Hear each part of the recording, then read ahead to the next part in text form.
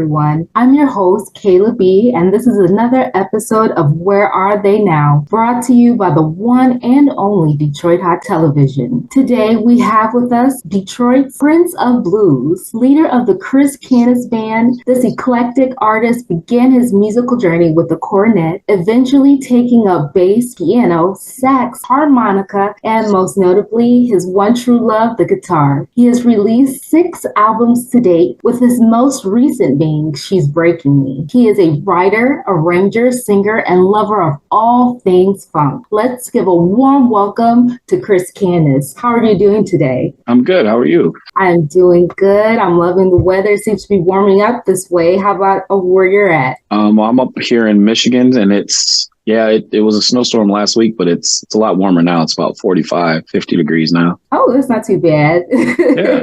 Especially compared to some of the stuff we've been getting. So, well, let's just hop right in. Since you're in Detroit, that's awesome because we're going to go right on back. Can you tell us about your experience growing up in Detroit and how those experiences might have shaped your music? Well, growing up in Detroit, there's a lot of Motown, as a lot of people know. There's a lot of jazz. There's a lot of blues. There's a lot of different kind of genres. And it was growing up as a kid, it was a little rough for me. We grew up in a rougher part of Detroit.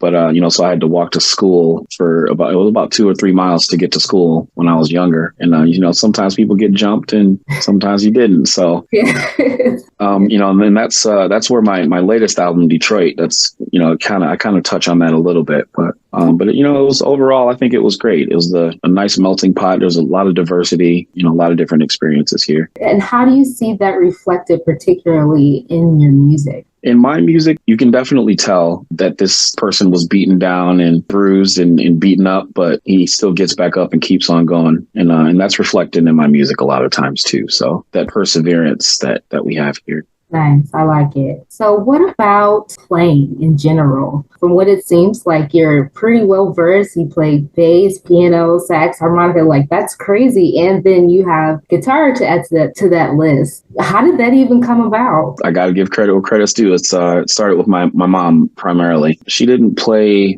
she was classically trained in piano, but she gave it up when she had me. Years later, she has always, pushed me towards music or, aimed me at music in a way. 5th grade, we got to choose our instruments, and I, for some reason, chose the cornet.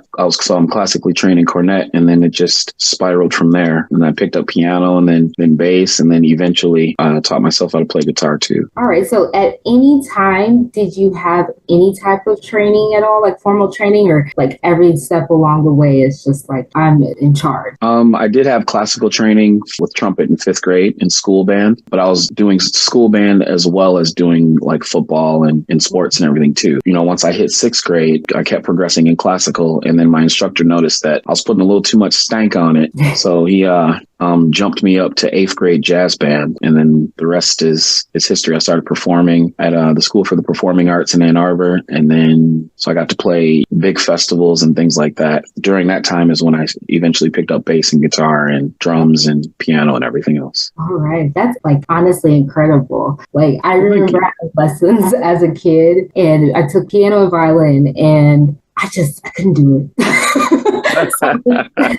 The fact that you're able to like sit down, that takes a lot of discipline. Like, I think people really underestimate, the discipline that it takes to sit down, make your practice, and then especially not necessarily having someone to check in with or be accountable with. Right, so right. I definitely commend you there.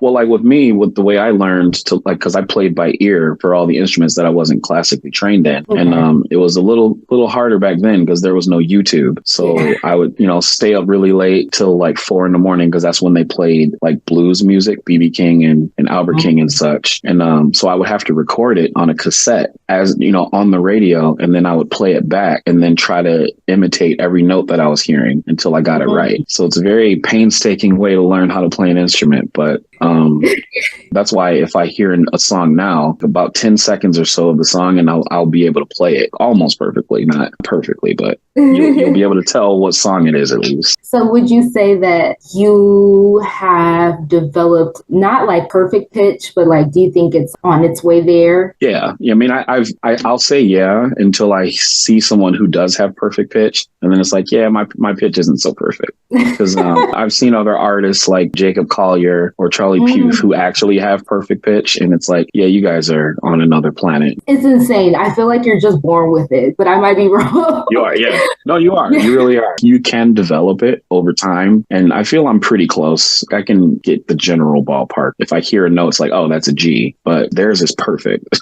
I don't know how they did that. Yeah. So like relative pitch. Okay, cool. That's dope. How did you really decide that you wanted to do music lifelong? With everything band, being with your mom, I read about an experience that you had with your first bass too. We're going to get to that.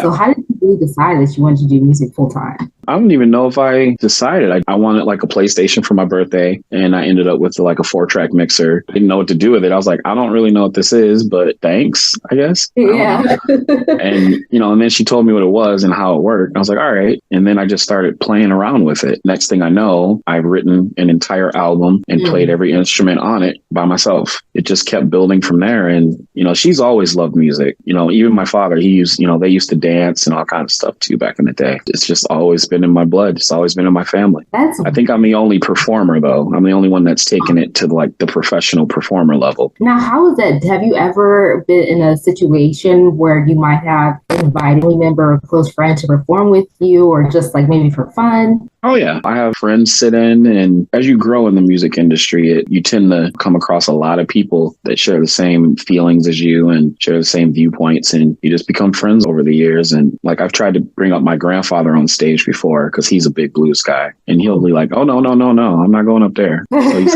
So, I think a lot of them are like they have that stage fright of never doing it before, but my mom, like you said, she was in my band for 25 years on stage together. Wow. That is so freaking cool. Like, yeah, it was fun actually. Most people be like, oh, you're up there with your mom. It's like, I know, right? But it's like, she wasn't that kind of mom. She was a cool mom. Nice. Oh my goodness. It seems like those experiences may have like contributed to your love for music. Now that's what it sounds like, Oh yeah, absolutely. Mm-hmm. Yeah. So that's incredible. And speaking of which, and making friends and connecting with people around you to make great music and perform together, how did you officially decide to create the Chris Canas Band? Well, that happened out of a need for performing with, like going to like Memphis or performing at the IBC, which is the International Blues Challenge. Yeah. Back then I wasn't like just Chris Canas. It was just like, we've gone through a couple names. It was like the Chris Canas Hyperdynamic Blues Revolution, and then like the Chris Canas Blues Revolution, and then just the Chris Canas Band. And so it's been a couple of different things, but deciding to do it like with an actual full group was just from jamming. I used to go to blues jams where you just play 3 songs and sit in with just random people. And that's how I formed my first band. And then, and I was like, hey, well, since we're going to like be a band, we can just enter this competition. So we did. And then we won the first couple rounds. And then I've just replaced members and built out the band from there. So. And speaking of which, so amazing. Well, let's take a quick commercial break, y'all, but don't lose your seats because we're going to be right back. But we're going to take a listen to Detroit from Chris Canas' most recent album.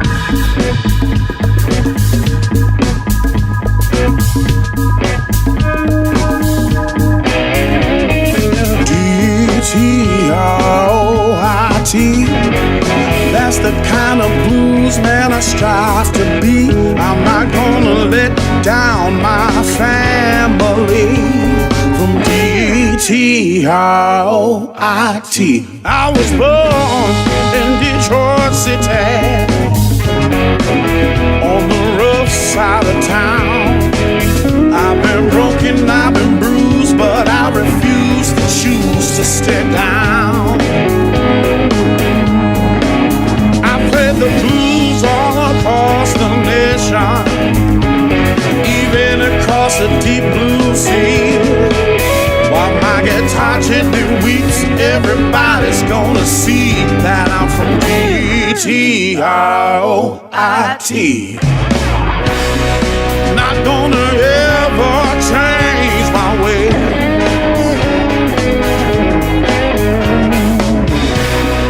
Not gonna try to be the same old thing.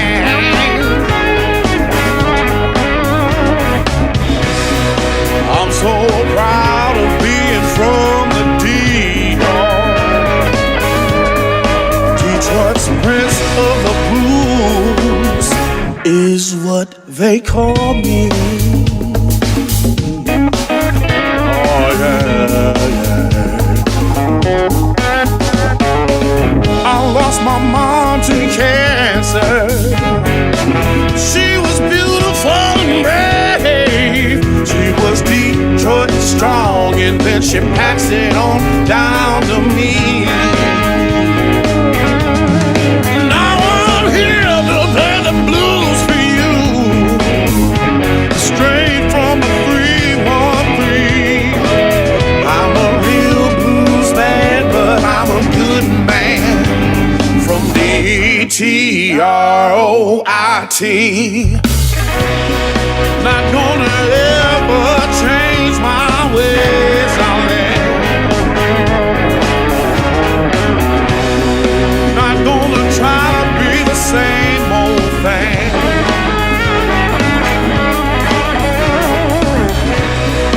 I'm so proud of being from the Detroit's Prince of the Blues is what they call me.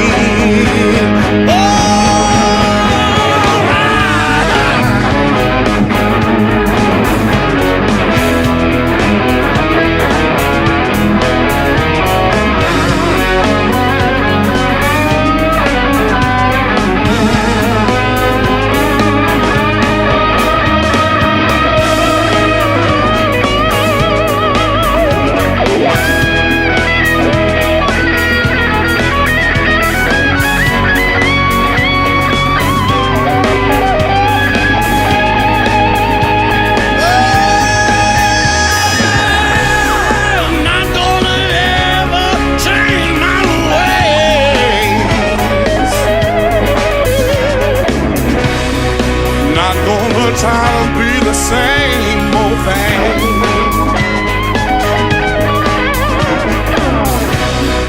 I'm so proud of being from the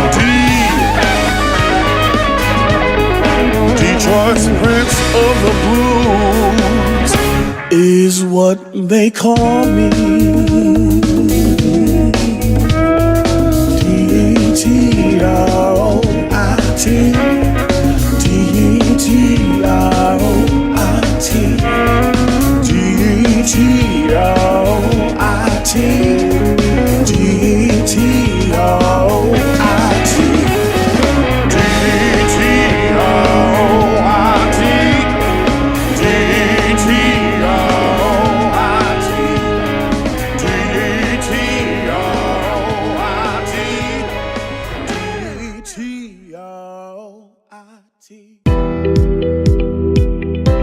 Detroit. You're watching Where Are They Now with your host, Kayla B, right here on Detroit Hot Television.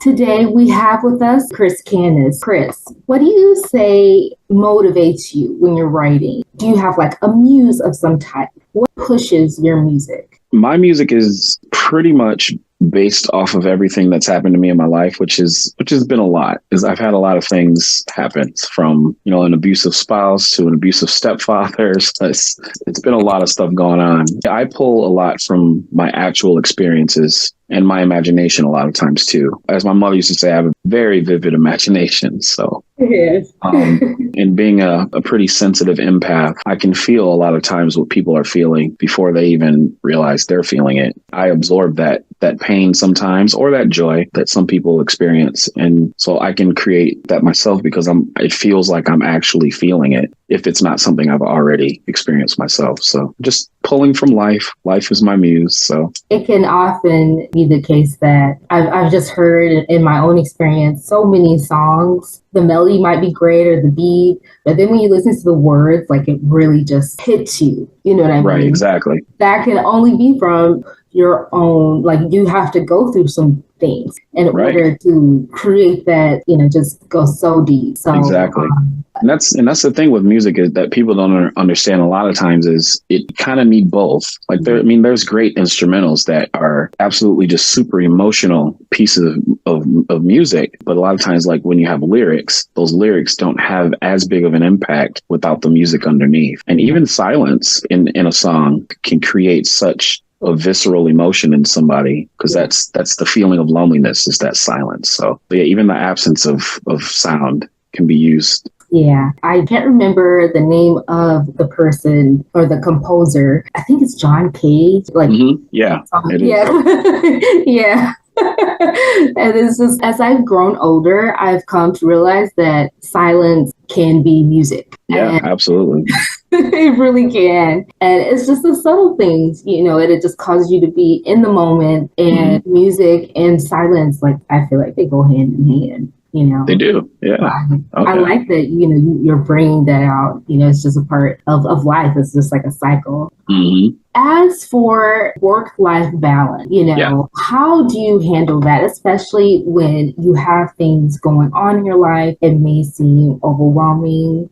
You don't feel like performing. How do you deal with all that and the emotions that may come from a writing session? My brain is almost never off, and it can be tiring, and it is daunting sometimes because I'm not only just like a full-time musician. We do about 300 shows a year, and I don't have a booking agent. I don't have somebody who does all of that stuff for me. I do everything from the writing to creating our set lists to hiring, firing, even the taxes. I have to do everything. So if I need my website done, I don't have a web designer. I am a web designer too. I went to school for it back in the day. So I literally have to do everything from graphic design to everything. So trying to balance that. Google Calendar is my friend, I will say. I use it almost religiously every day. It's being on top of things and constantly being able to multitask and juggling everything because like I have the band, I'm a candle maker as well. So I do that. I own that business too. I own a production company, which does photography and all that stuff too. So I'm managing three companies. I work full time and I also go to school full time because I'm finishing my IT degree. Wow. So yeah, it can be a lot. Yeah, but, how do you have time to breathe? Oh yeah. I mean, I only sleep about 2 or 3 hours a night. I wish there were 26 hours in a day sometimes. Constantly being on the grind and constantly making sure you take time for yourself so that way you're not lost in all of your work. That's what I find is the best way for me to balance. Sitting down and playing Minecraft or a game with my kids or something. I have to do that kind of stuff too, and not just constantly work all the time. I understand that, especially, with kids and being on the road too. Have you guys ever been in a situation where you can bring the fam bam along or like? Oh yeah. I do it, whenever I can. My kids are grown now, 18 and 17 now, but, whenever I could take them, I always did, in any festivals. Usually festivals are usually a good spot because it's open to the public. It's open to everybody. It's not like 21 and over, like a nightclub. If I travel somewhere, it's like, all right, you guys hang out in the hotel, go swimming, and then we'll like go mountain climbing or zip lining or something when I get back from the gig and, the next day. They loved it. They absolutely loved it. Yeah, it seems like a full life. And that's, oh, yeah. all those like things you get to just pour into, your music. Tell us about Put It in the Pot. Put It in the Pot is kind of like a nod to the old school Prince, old school The Time and everything, Morris Day back in the day. You know, I wanted it to have that tick-tock type of feel, not the tick-tock like we're all used to now, but like a clock, the literal tick-tock feel, that 1 and 2 snap. And I just wanted it to be fun and uplifting, and it's kind of a double entendre a little bit. Yeah, it's just super funky, super bluesy. I got a good friend, Bob, on sax, who I got to trade some fours with, so there's a little bit of jazz influence in there, kind of a callback to my school days and cornet and jazz. And yeah, it's just a fun song. Nice. Well, guys, we'll be right back. We're going to take a quick break to listen to Put It in the Pot.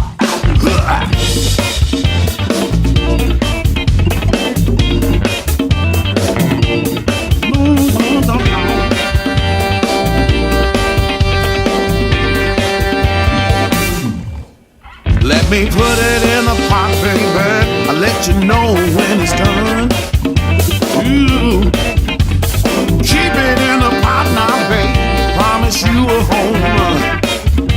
Wow. Ooh, let it simmer, honey, till the sun come up. When it's done, let me taste it, baby. Let me be the only one. Only one that you need. Cooking in the kitchen, baby, that you want to complete the mission. If you follow my recipe, not child, just put it in the pot and let me give you everything you need. Oh Lord, Lord, baby. Oh. Let me put it in the pot, baby. Let me make you feel good. Let me put it in the pot, baby, like you said I would. Whoa, no. Let me cook it on high. Promise you won't get burned out. Listen, let me fill you up with something good by using everything I learned. Let me be the one you need. Cooking in the kitchen, honey, that you want to complete the mission. If you follow my recipe, child, just put it in the pot and let me give you everything you need. Everything you need, yeah. Oh.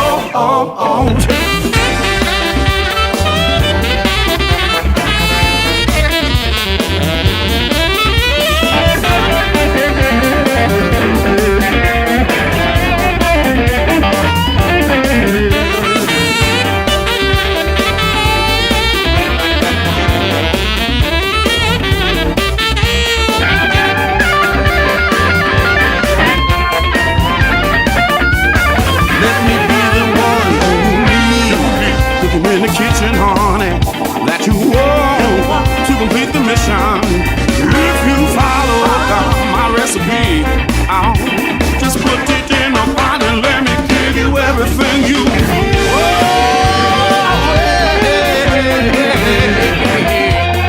Give you everything you need. Everything you need. Give you everything you need. Everything you need.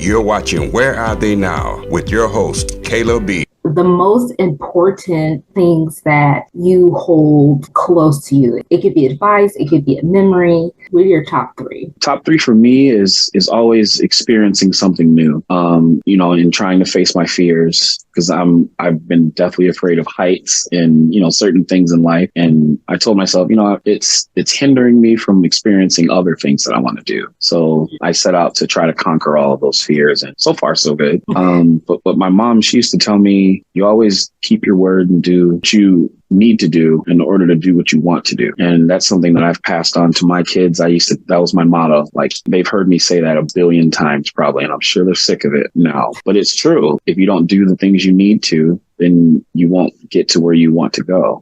So, so just, doing that and trying to just experience as much as I possibly can while I'm on this earth and live to tell the tale, because I don't want to do something crazy and then that's the end. And never get to, express it and write about it. So I do have another question before we wrap up. One piece of advice you have for those of us who want to pursue music, can't seem to find the time. And I think you would be the guru, especially with everything you've got going on. And you would be a great person to recommend some tips. Some tips that I would have?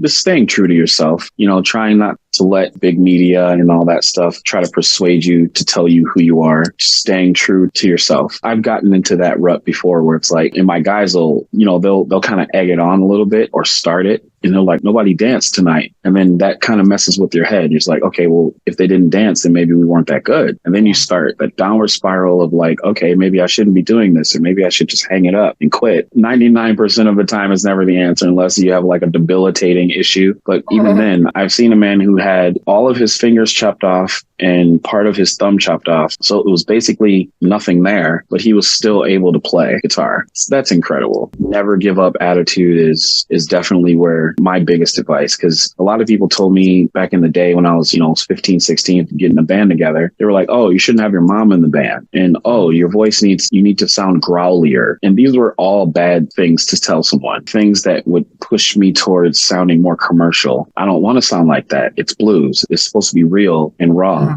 This is who I am right now. And when I say everyone said, you shouldn't have your mom on stage, and it's why? That doesn't make any sense. Fast forward today, one of my favorite artists, Judith Hill, her mom and her dad are on stage with her all the time. And she's amazing. So, and the Jacksons, they were all family too. So I was what's wrong with y'all? Yeah.